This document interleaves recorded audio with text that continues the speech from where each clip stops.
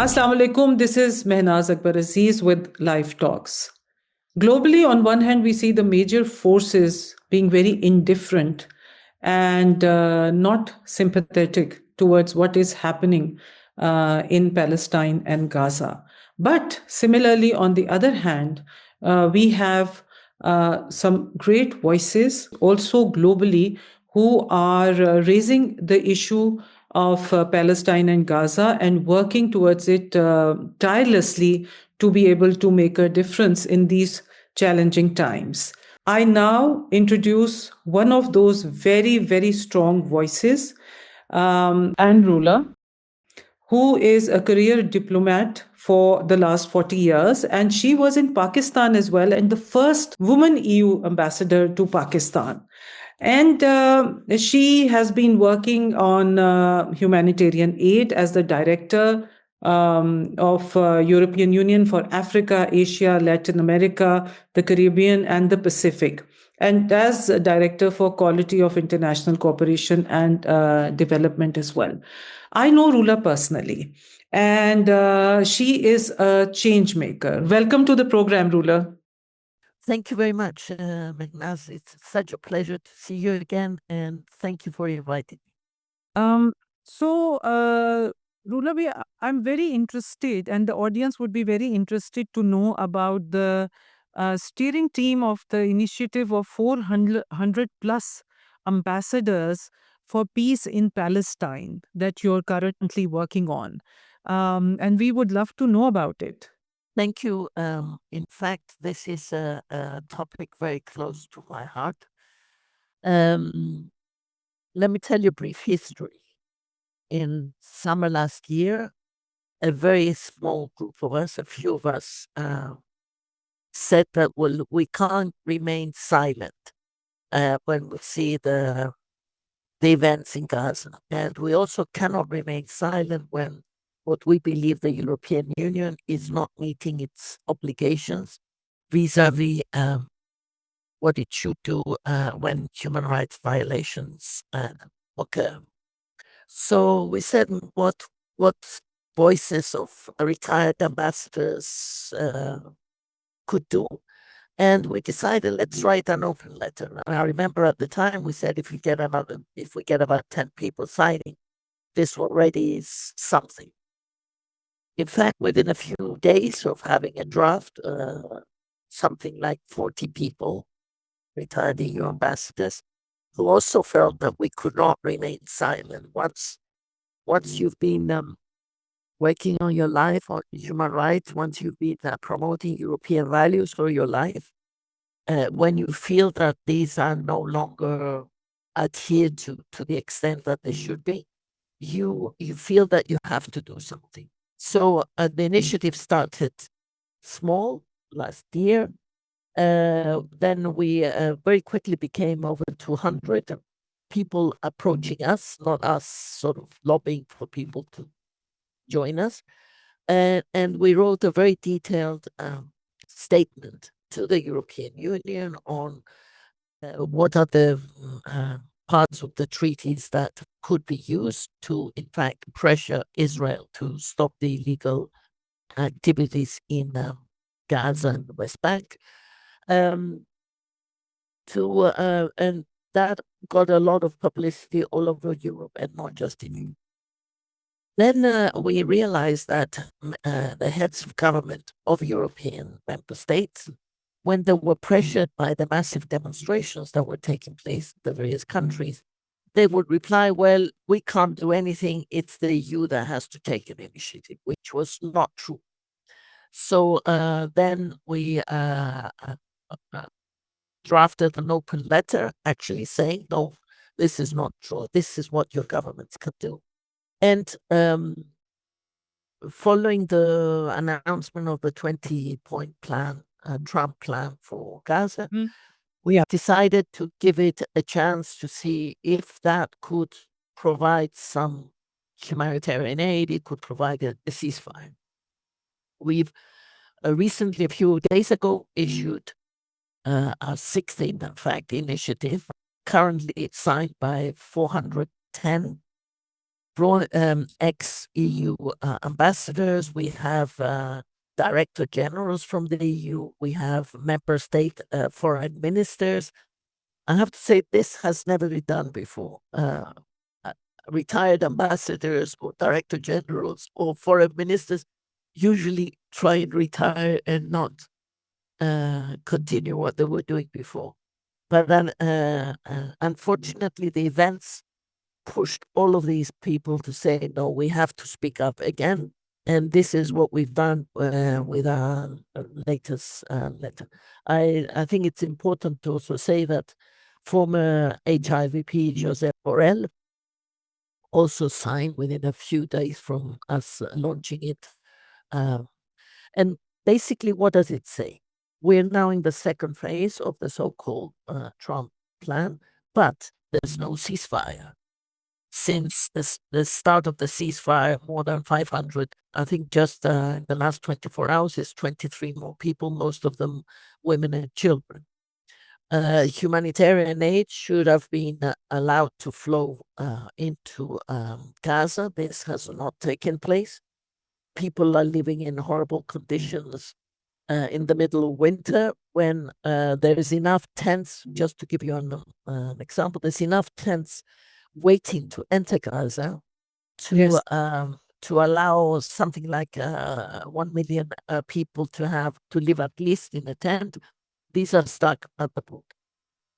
There's various other things that have not taken place. For example, the Israel still has blocked funds belonging to the Palestinian Authority, funds which are tax income, which belongs to Palestinians, but there's blocked. Bank accounts are blocked, so Palestinians cannot trade. They've recently banned 37 international NGOs. Press is still not allowed into Gaza. And I mean, why would you not allow press to go in? Only if you don't want the press, international press, to see what's going on. And the list is very, very long. So in view of all of these shortcomings of what was agreed and was not implemented, we are calling on EU leaders, first, not to participate, not to be part of the Board of Peace, which now has something like 20 plus countries, I would say, including Pakistan, participating, because we believe this is undermining the UN system. The UN system is what we have internationally as the global rules, and we should not be undermining it. And secondly, we're calling for the EU to look at the EU-Israel Association Agreement, which has specific provisions for human rights violations, and have a serious dialogue, time specific, with Israel, and if Israel does not comply, to take concrete action. So, Rula, how effective do you think the pressure has been of these 400 plus EU ambassadors on the European Union, and also, the perpetrators, the big forces? So, yes. We are one piece of a big jigsaw, which basically says what's happening is not correct, what's happening should stop, and we do not accept that it continues. There are very many initiatives. There are initiatives launched by lawyers, which are, I know there's a recent initiative in Germany by a group of lawyers, which is basically going against a number of the German ministers for the accusation is that they're supporting the genocide. There's similar things happening in France. The people that very often have taken to the streets and said, not in our name, this is not what should happen. All of these, I think, are pushing for governments to change their positions. And of course, governments and politicians want to be voted back in. So If there is a movement against what they are saying, I think that helps to change positions. But it's not going to happen overnight, and it's not going to happen just because of us, that's for sure. Yes, I'm so glad that you're focusing on Palestine because every day there is something new that comes to the headlines. US going to attack Iran, Ukraine issue is continuing, and other countries as well. So who next, basically? Yeah, and one or the other. But it's really, really important to keep a focus on the most affected country in the world, the most affected area in the world. The next question is, with your experience, oh my God, 40 years. Wow. So long. For public administration, policy making, and international diplomacy. So very interested in international diplomacy. What was it like when you started your career, and what is it like today? And while you were on your journey. Okay, well, I didn't start to be a diplomat. It was not on my. It was not on my horizon. It was not on my radar screen at all. I think as a young girl, I wanted to travel. I think that's the. I wanted a passport full of stamps. That was my objective. But I studied. I'm a scientist. I studied geology and physics. In fact, that was my starting point. But throughout my career, basically, I get interested in things, in new topics, and I mean, if you look at what I've studied: geology, physics, management, and then international relations.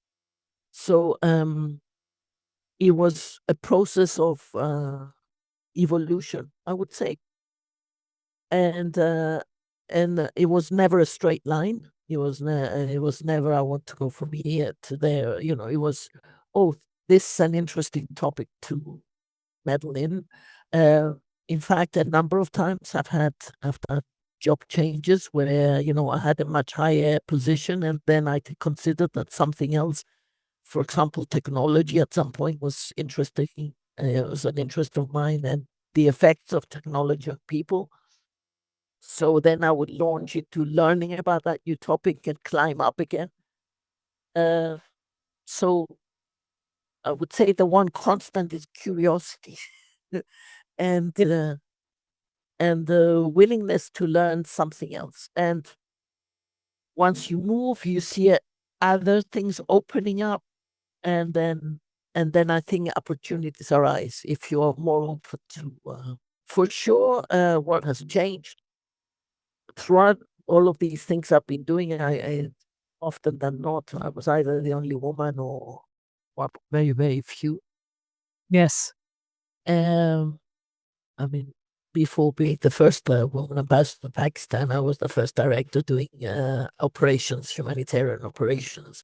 And then before that, I was the first director in development cooperation. I mean, I have a consistency in doing that. And it has been becoming easier, let's say, to be the first woman somewhere, but it hasn't become easy enough. It's the numbers seem to have stuck at, let's say, 25%. Maybe when I came into the EU, it was something like 10, 12% women managers. Now it's more like 25 to 30%. But that's not good enough if most of the new graduates that pass the exams to enter the EU are women. So, Okay, so curiosity, travel, not um, ready to what do they say? Hang your boots. Before we come to Pakistan, I'm very intrigued. I mean, we are in touch on Facebook, and we had such a great time when you were in Pakistan. I wasn't expecting that you would enter into politics in Cyprus. Lo- yes. Love to know about that. Well, I wasn't expecting you to, let me tell you. Uh, I have always been very interested in social things in political things. But I have to say that I've never been a member of any political party, not formally. I have always been very political, but not a member of a political party. And recent events in Cyprus have actually made me reconsider whether this should be a good thing to do. Basically, there is a lot, in my view, that is not working in my own country. There is a new party that has been created, which is basically campaigning on anti-corruption, on social justice. And when I was asked initially, my reaction was no, this not this time, this phase of my life, and not now. And then I said, well, I cannot be complaining from the sofa. I cannot be complaining from just writing articles, put those boots on and carry on in a way. And this is what I'm doing. To be honest, I wasn't surprised at all. Um, Yeah, I was surprised, when I saw and then we communicated. And I was thinking that, from here you will go on to lead some major humanitarian aid. But unfortunately, human crises and conflicts are increasing and human aid is decreasing. But the best is to, work for your country. So my next question is because, I mean, as a Pakistani, I'm always interested to know how we can collaborate and how we can create corporations. What are the prospects of cooperation and what is the relationship like between Cyprus and Pakistan at this time? Well, first of all, there's quite a few Pakistanis in Cyprus. There must be something like 15, 18,000. I'm not sure what the correct numbers are. In a country which is 1.2 million. So it's, where, Very large number. yes, the scale of Cyprus and the scale of Pakistan, it's not really comparable. And so that's the first thing. Second thing is that I think Pakistan has also been raising its voice about the global international order and the global rules to be applied in the same way across the world. And that is one of the things that Cyprus is doing and continues to. Thirdly, in this situation where the UN, unprecedented announcement by UN Secretary General Guterres, who basically announced that the UN system is facing a total imminent economic collapse because money due from member states, but also money that the US should have paid into the budget of the UN has not materialized. And a lot of operations are being closed down. A lot of the UN bodies are under extreme pressure. So, and I think Pakistan also has an interest because of its geopolitical situation and its history, has an interest to have a strong UN and an empowered UN to implement international laws and the international global order. So in that sense, it matches the requirements of a small country like Cyprus, a divided island, which is in a very, very volatile region of the world, which also needs the UN to be strong in order to be protected and in order to survive in a way. So I see a lot of common interest between the two countries. Great. That's excellent. Yeah, I did not get a chance to say that being the EU ambassador to Pakistan was one of the highlights of my career and something I look back at with great pride and fondness. And Pakistan is always in my heart, and also my Pakistani friends. I was coming to this, and the audience would be very interested to know, your what were your challenges, what were your successes, big wins in Pakistan.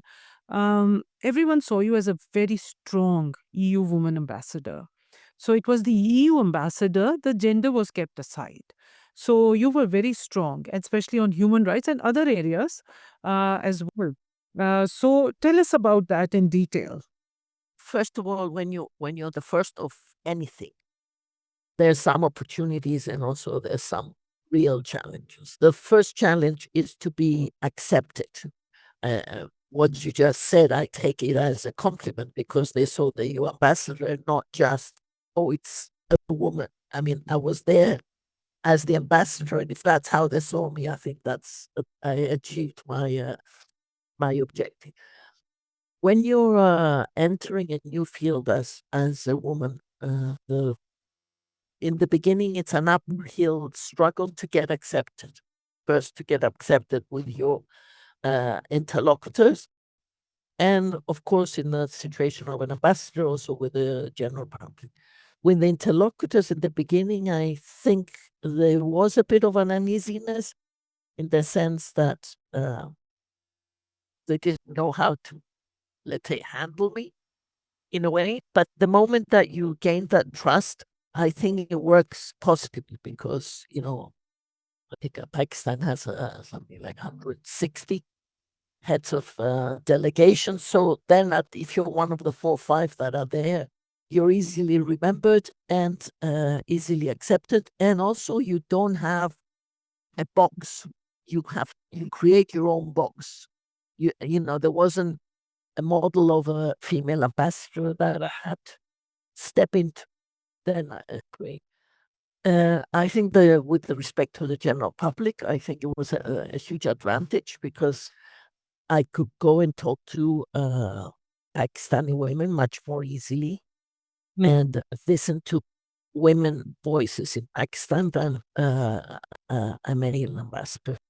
One of the challenges also is always with yourself, I have to say, because there is a tendency when you are the odd person out to try and fit in with the rest of the group, because maybe that will give you more acceptance. And I was determined that I would be me, and I would, bring something new rather than being a woman in a man's suit, if you like. So a lot of determination. That's also I discovered the determination of prominent Pakistani women. I have to say, I've been in a lot of countries. I've been to over 120, 30 countries in the world. And I was always pleasantly surprised at the sheer force and determination and ability of the Pakistani women that make it through, either as journalists, either as politicians, academics, in their own profession. I met prominent Pakistani women in the military. I mean, in places that for sure it was a challenge to be. But there were quite a few Pakistani women, and I'm very glad that I met quite a few of them. You were seen as a very strong ambassador, and I mean, doing some hard negotiations and putting your foot down on the human rights issues, and so I remember that very, very clearly. And the EU was able to engage with Pakistan much more in terms of there was more financing. The global world order was such that there was more financing available for programs and projects. You have a lot of friends and lots of networks here. So, what are the plans now as you move forward? Well, I take it one step at a time.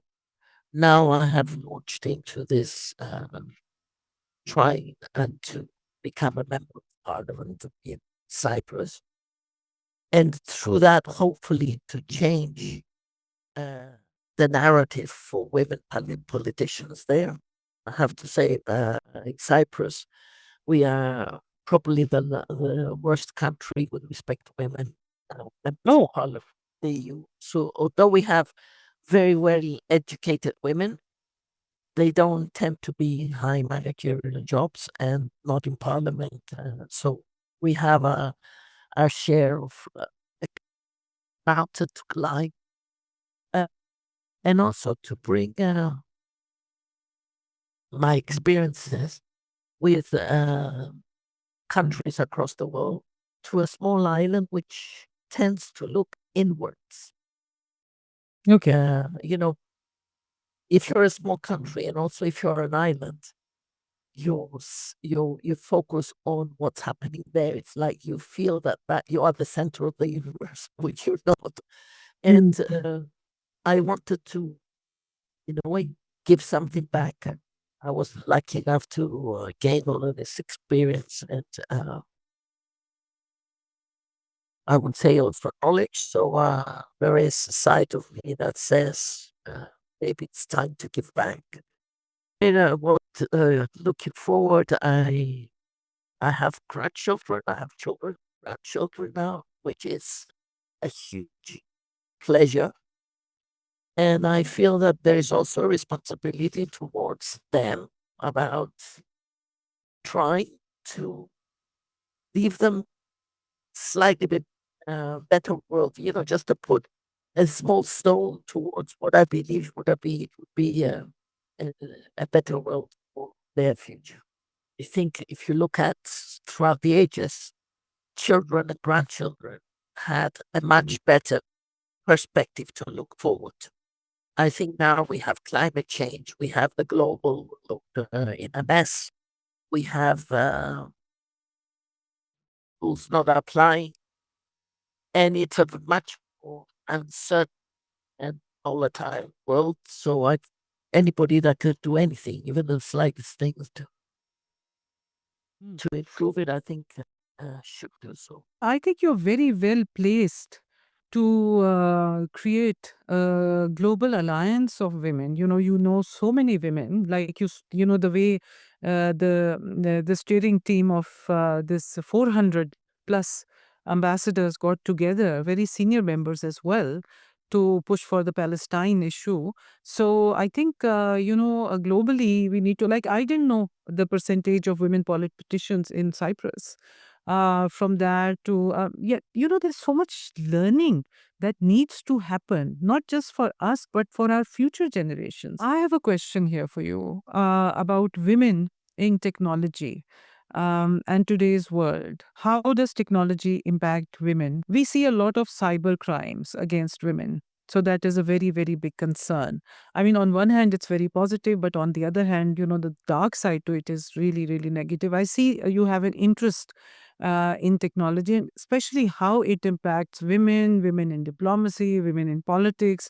I would like to know your reflections on this. In fact, technology is not neutral. Technology is fantastic, can help to advance science, it can help in medicine and all, but it is not neutral, particularly AI, because it learns from what exists. And a lot of the texts that exist are, if you go back uh, decades, they place women in smaller roles, in not the roles that they can aspire to. So it regenerates the model that we try to move away from and we battle to move away from. So That's an important point that, whatever exists, AI is building on that. yes, because it learns from what exists. Okay. It also learns, for example, not only, if you like, technology, is sexist in a way. It's mostly most of the engineers are men, so most of the applications are addressing men users. It learns from what he had in the past. It's also racist because a lot of what existed in the past was racist. So we have to make sure that when somebody asks a question on ChatGPT and it looks what do I know about this question? It doesn't bring up the prejudices of the past. In fact, women, I looked at women ambassadors at the evolution of women, and now a lot of the embassies across the world are recruiting ambassadors which are technologically minded. So in the STEM, in technology, percentage of graduates that are women, it's a very low percentage. So on the one hand, you had low percentage of women in diplomacy. Now we're added another requirement from a field that women are underrepresented. So it's a double glass ceiling, if you like. But we have to keep in mind that technology is not neutral, and we have to counter that. Very, very important. I mean, I could give you a very concrete example. Medicine in the past was tested on men, and the dosage was basically what was needed for men's bodies. Seatbelts were tested on male. So any woman can tell you that seatbelts are not the most convenient, let's say, for women. So I think a lot has to be done on the underlying assumption that what is good for men is also good for women. That's that. And the other thing, there is also, of course, the element that there is sexism, which has prevailed over decades, centuries, and we should not allow technology to replicate what happened in the past and produce barriers for women. Yeah, it's a great point that AI is gendered based on the current knowledge that it draws from. My dear friend, thank you so much, and I feel that you're so much poised to be in the parliament. And fingers crossed, we really want to see you in the Cyprus parliament, and you are very well placed to be the foreign minister because of your knowledge of the global world order, what it was, what is going on, and how to steer it towards a more equitable, empathetic, and sustainable future. Thank you so much and wishing you the best of luck. Thank you. It's been such a pleasure. And like every time I met you, we can discuss for hours. And although we're distant, I still feel that we're very, very close. Thank you very much. But the warmth is very much there, and I'd love to see you in Pakistan very soon as a parliamentarian. Uh, so, बहुत बहुत शुक्रिया. Thank you very much. Oh, shukriya, shukriya. Pakistan, Bye-bye. Mekka Zindabad. For more updates, subscribe now and press bell icon.